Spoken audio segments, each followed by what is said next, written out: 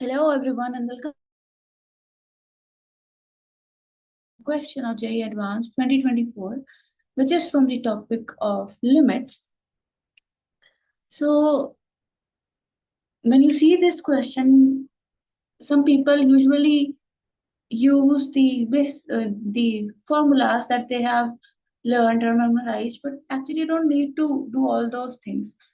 You can just try doing these type of questions using the basic logic, using the basic definitions of continuity, differentiability, and your favorite L'Hopital's rule, which often people apply blindly, but you should be knowing the logic, the actual logic, why you are actually able to do the problem given to you in that way.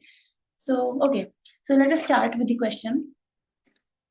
So the question says that k is any real number, and you are given this limit, the value of this limit. So you just need to evaluate the value of k. What is k? So you need to find what is k. Okay, so in these types of questions, if you write it cleanly,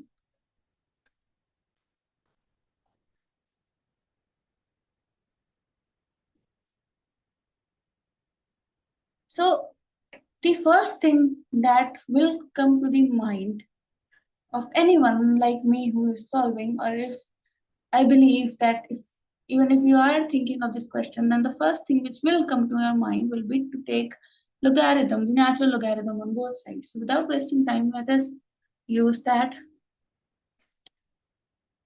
So taking logarithm, natural log on both sides. So you get this and limit, this stays as it is.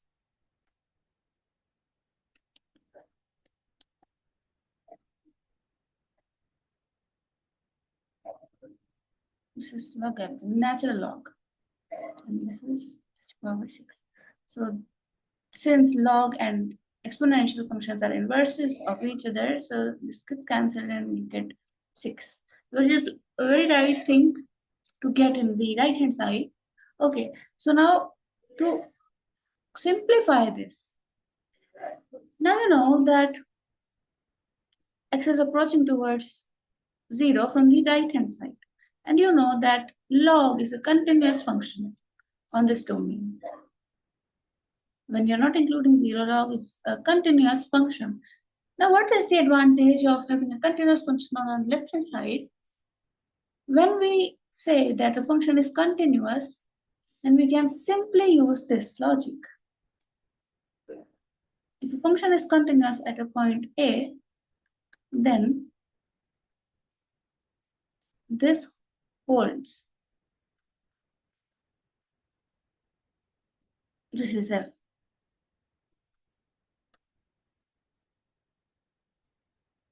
That means if this is what continuity means, that if you are approaching a function, approaching a point, and you are, this is A, and this is the function f, and you are approaching A from any left side or right side, then you will be getting your value close to fa. Your fx gets closer to fa. This is what the definition of continuity means. And this is what this expression means. That if you approach A, then your fx goes towards fa. Implies this, because f is continuous. Okay, so, and what is this? This is limit of x and x approaching towards a. This is a, because a is just this x approaching towards a, and you are taking the function x in consideration, and this is nothing but limit of x tending towards a, fx equals to f limit x tending to a and x. So this is what you mean by the definition of continuity. So you might have already heard this reason that you can bring limit outside and logarithm inside. This is only because the log function is continuous on this domain. So this is the only reason you are able to do that. If you're doing something, you should be knowing the logic behind those things. So just blindly substituting or putting the formulas, that is not going to work in the long run. Okay, so you can bring limit outside. So you just end up getting this because logarithm, natural log, is a continuous function on this domain, and hence the limit and the log function can be swapped with each other.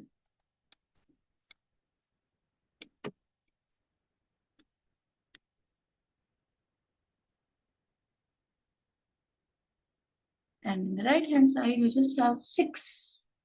Okay, now how to go further?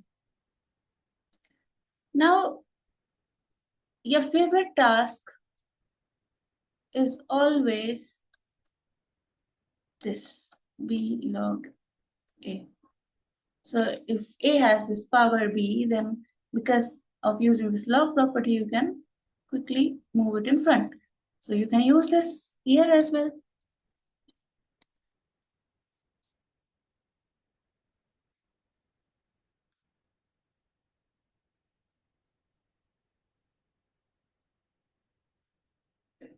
And you just get a 6 over here. Okay. Now you have to evaluate this limit. So you can also cancel this 2 with your 6. So the left out part is only this.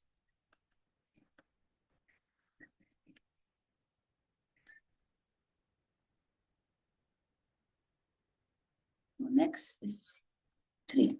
And remember, your aim is to find out this k. Okay. Now, if you see then the numerator and denominator separately, then you can see that this x is approaching towards 0. If your x is approaching towards 0 from the right hand side, then the denominator approaches towards 0 from the right hand side.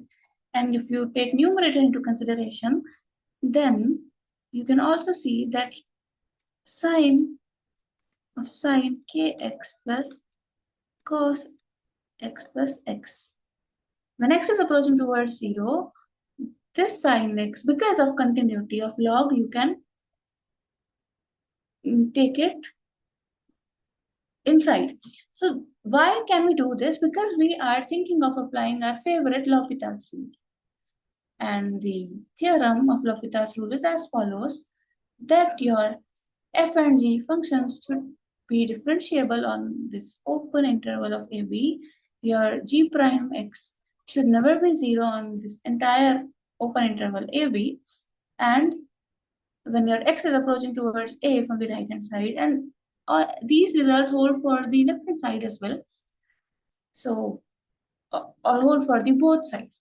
So, if your x is approaching towards A from the right hand side and fx is 0, for that, the limit of fx is 0, and similarly it holds for g as well, then this is valid that you can, if you are able to evaluate this f prime x upon g prime x, limit x tending to A from positive side, and you are getting a limit whether it is finite or infinite, then your this limit is also L.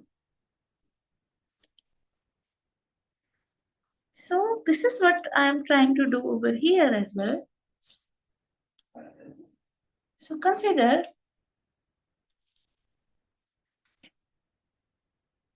that this is your fx and this is your gx.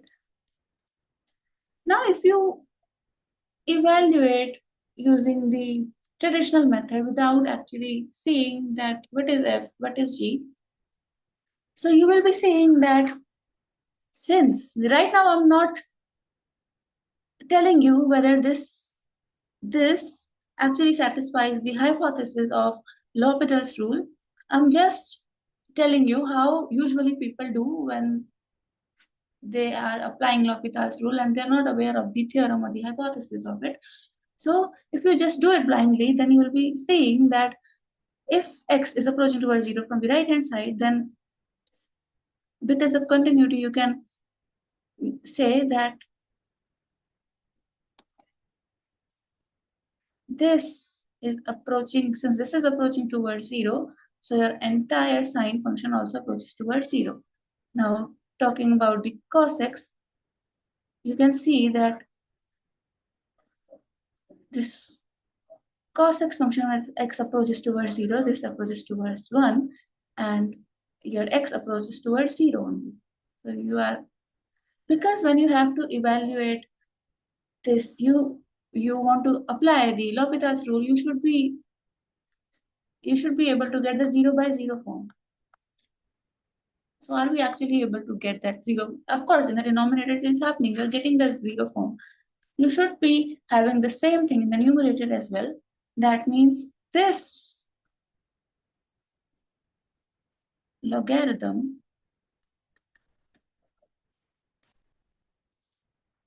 should become 0. This limit should become 0 in order to apply the L'Hopital's rule. So, and this is what I'm trying to check. So again, as I brought the limit outside logarithm function because of the continuity, you can put it inside again in order to evaluate this limit. So we need to check this. Okay, so you can take this inside and you'll see that this, when x is approaching towards 0, this part goes towards 0, this goes towards 1, and this goes towards 0. And since this is 1 and log 1 is nothing but 0, so actually you are able to get this 0. Okay, so now you are getting a 0 by 0 form. So if you are getting a 0 by 0 form, what do you have to do? You just need to differentiate the numerator and differentiate the denominator and apply the limit, and you will be getting your answer. Okay, so if we do the same thing, but first of all, let me write this part again. So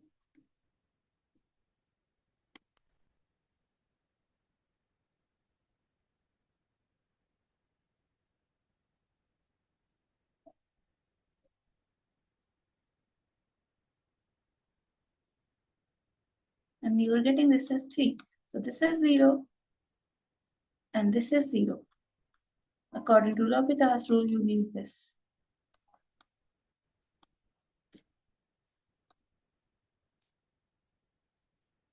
Both should be 0. I'm not dividing it here. I'm just saying that both limits should be 0. Only then, but there is extra condition which I'll be telling you if you are interested after finding the final answer, that this is going towards 0, this is going towards 0. So you just need to differentiate, because you know that this will be same as limit x tends to 0 fx upon gx. Okay, so we are just differentiating. So this becomes 1. Okay, and this log, the differentiation or derivative of this log function is 1 by x. So this is what we are applying here, plus the entire inside function gets in the denominator. This is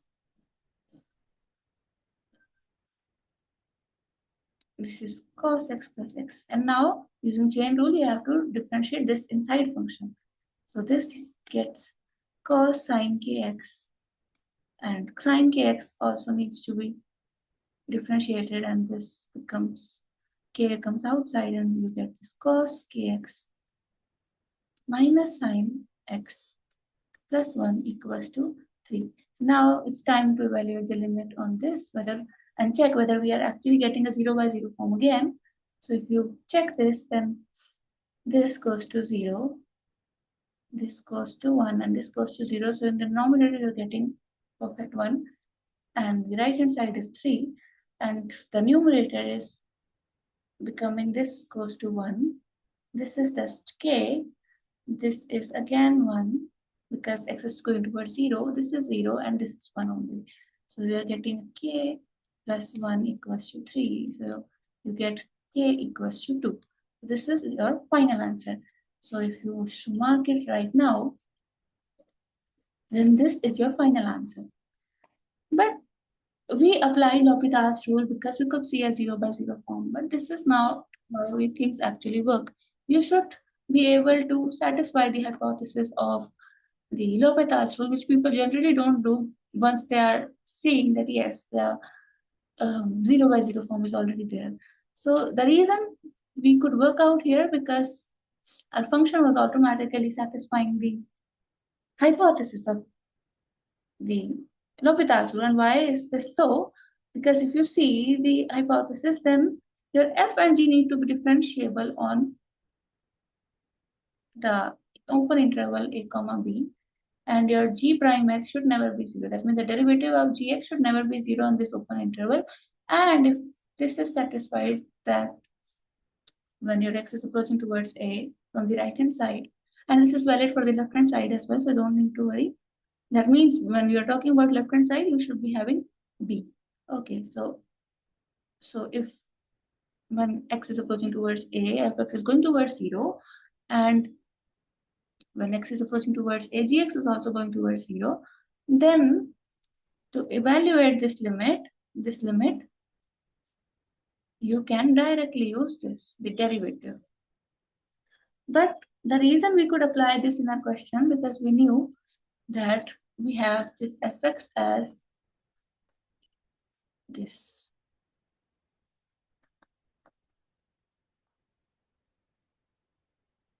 Plus cos x plus x and gx as x. Now you know that the derivative of g is 1, which is never going to be 0. And you also know, so this is actually satisfying this hypothesis. And you can also see that gx when x is, so our limit was about 0. X was going towards 0 from the right hand side. So gx, so here a is 0, so gx is approaching, since the function is x, so gx is actually approaching towards 0. And fx is also behaving in the same manner. This we have already verified while solving question. Limit fx, x approaching towards 0 on the right hand side. This gets towards 0, this gets towards 0, this goes towards 1, and hence when the value is going towards 1, the log goes to 0. So yes, you are getting a 0. So everything is satisfied around 0, but and g is also differentiable.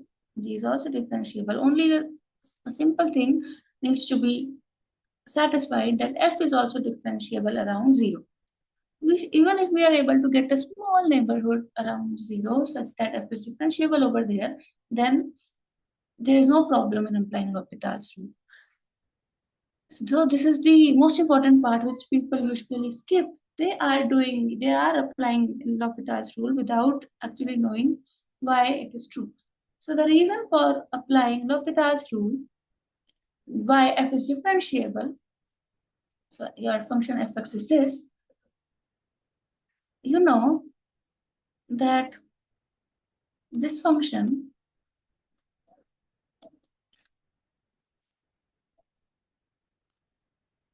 I'm talking about the inside part of this log function, which is this.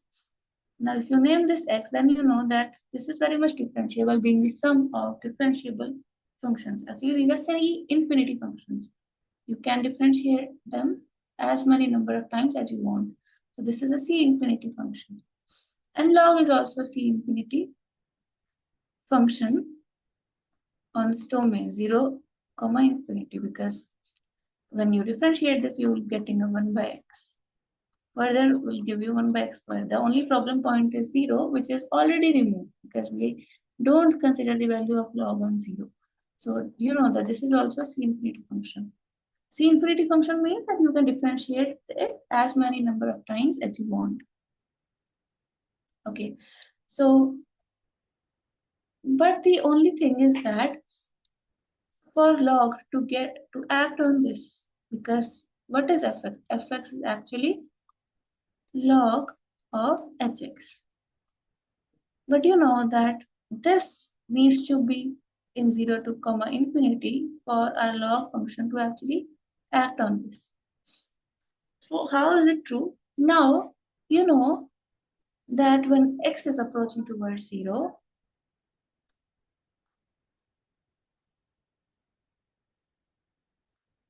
your hx function is going towards 1. And you know that hx is continuous. This is a this is something that requires higher mathematics. So if you wish to skip this part, you can, but if you wish to see, even to get a little intuition of what and why things are happening, you can continue in this video. Okay, so this is continuous, so and x is approaching towards 0 to from the right hand side. So because x is continuous, you know that if you take a small neighborhood around 0, if you take a small neighborhood around 0,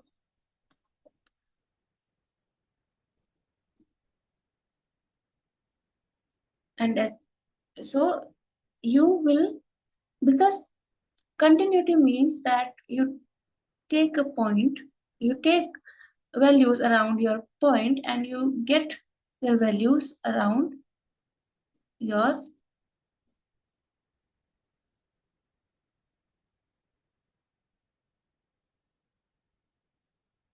limit. Since this is 1, so you know that since Hx is continuous, you know that around 1 you'll be able to get the values.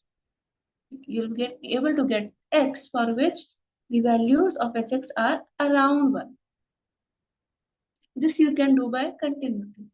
So around 1 means you can get a neighborhood around 0 for which the values lie very close to 1. And when these are very close to 1, you know that hx is positive. So you are able to get a neighborhood around 0 for which you are getting your hx function is positive. So when hx is positive, hx is c infinity, you know your logarithm is also c infinity, and you can easily apply your log function on your hx because hx is positive, so your composition is c infinity. When your composition is c infinity, then it automatically means that your composition is differentiable as well. This means fx is differentiable. Only this is the logic that people forget while applying L'Hopital's rule. So thank you so much for watching this video and see you in the next video. Happy learning.